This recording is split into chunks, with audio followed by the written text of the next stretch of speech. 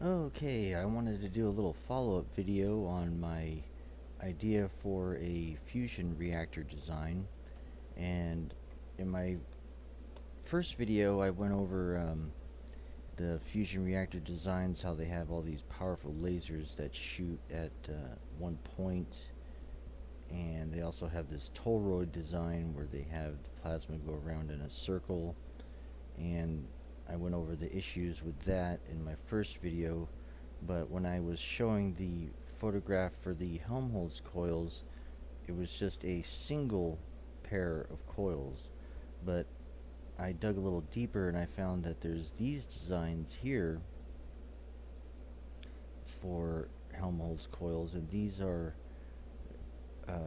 stacked on each other. There's three pairs of them, and that makes more sense to me for creating more magnetic pressure to shoot the electrons into one point and try to create enough electromagnetic pressure to fuse electrons into possibly some sort of heavier particle. And instead of having a big vacuum tube here that has one electron gun like down here that shoots them in a circle like this, I would rather have the electron guns like in the middle points, like have one at the top, one at the bottom, one on the left, one on the right, and one on the back and one in the front, all shooting electrons all into the very center of this apparatus, while at the same time you're putting a bunch of magnetic pressure from these coils to try to see if you can get enough electromagnetic pressure to fuse electrons into a heavier particle. So this design makes a lot more sense to me. Um, Gosh, look at this one. Not quite sure how this one would work. It seems to make more sense if they were round like this, but I'm not quite sure what they use these coils for. I wonder what they're using them for. It makes most sense to use these coils for a fusion reactor design, but they have all these designs with all these stacked coils like this for some kind of demonstration or apparatus. But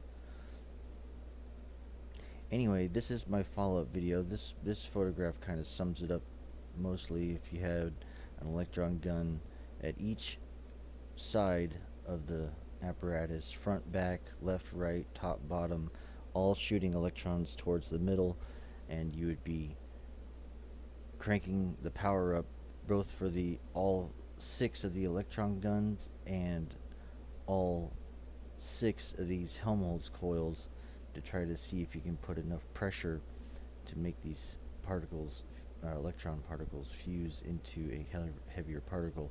Now, if this doesn't provide enough pressure, I would imagine that you would just continue stacking coils. Like you would put 2 more here, another 2 more inside that, another 2 more inside that, and just keep going deeper and deeper inside this apparatus until you get enough pressure to actually cause some kind of reaction from the pressure that you're putting on the electrons, all putting them into this one point. Because as long as you have a clear line of sight for the electron beam to shoot into the middle of the apparatus from all 6 points, then you can continue to stack coils over and over, leaving those openings for the electron guns. And then you would probably want to put this entire apparatus in a vacuum, the coils as well, not just the electron guns and the point where they're going to be going. But I think this whole entire apparatus should probably be all concealed inside a vacuum tube, or inside of a big vacuum chamber for this whole entire experiment. But it would probably get very expensive, I would imagine. Like if you look at the price of one of these things, see this one's This is a little one. This is a 7-inch by 9-inch by 11-inch one, and that's $5,000 for this small little. Not like these coils aren't even 1 foot in size. These are just 11 inches. So I imagine a big apparatus like this would be very expensive. It'd be tens of thousands of dollars for an apparatus like this, and then to enclose the entire thing inside a big vacuum chamber would make it even more expensive. So this kind of apparatus would not be cheap, that's for sure, but it would be the best potential to achieve fusion in my mind. But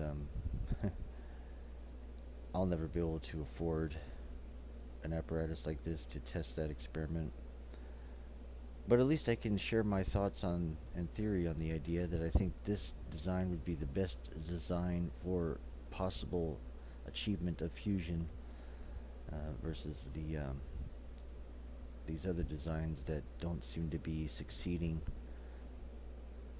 So, okay, that's my follow-up video on the Helmholtz coils for fusion reactor designs, and yeah, hopefully someday some fusion reactor company will try it out. Looks promising. Thank you for watching.